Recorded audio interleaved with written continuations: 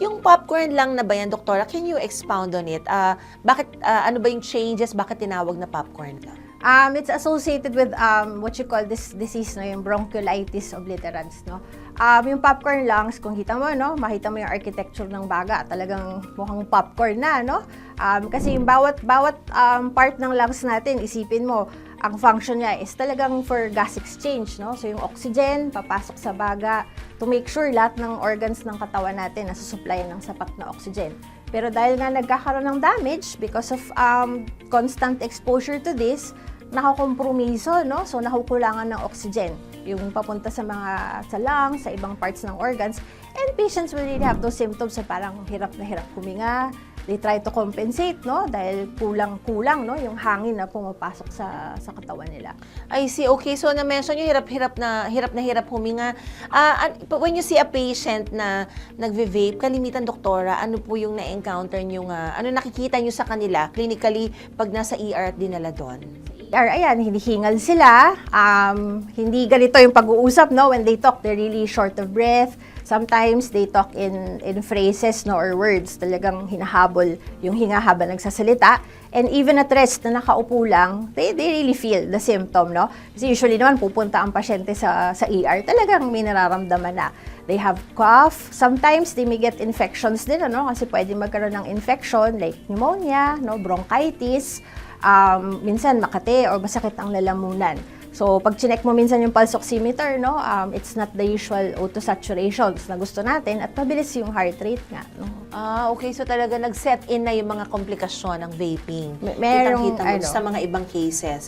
Okay. And usually, what are the diagnostic procedures that you request for to confirm or to assess the patient more properly? Oo. Well, of course, no, history, no, physical examination gawin natin. Tapos, of course, gawin yung mga x-ray, CBC, kung kailangan, tingnan, no, kung ano yung oxygen level sa dugo, no, kung kailangan.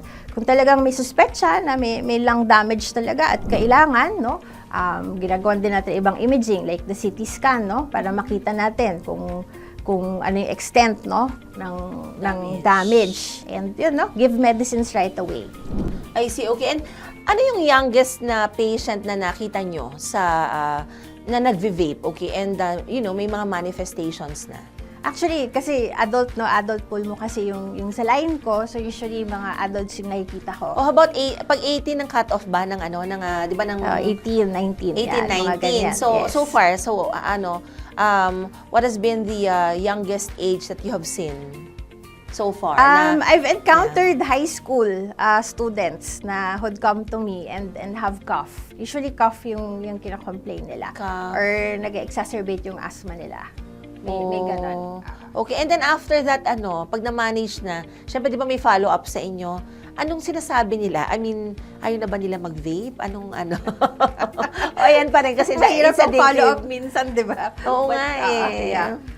Well, we tried, no, kasi this is collaborative effort also, no, with the parents, especially minors, no, na we try to give the right patient education, no, and encourage them, no, to really quit the habit, no. Sabagay, as doctors, we can only do so much Parang wala sa atin. Kahit parents, I'm sure, no, kung pag gusto ng bata talaga itatago yan, kaya itago. Sabi nyo nga kanina, ang liit-liit lang, parang USB kaya, yes, 'di ba? Yes. O yun. So basically, sana magkaroon ng early realization, no. Yan.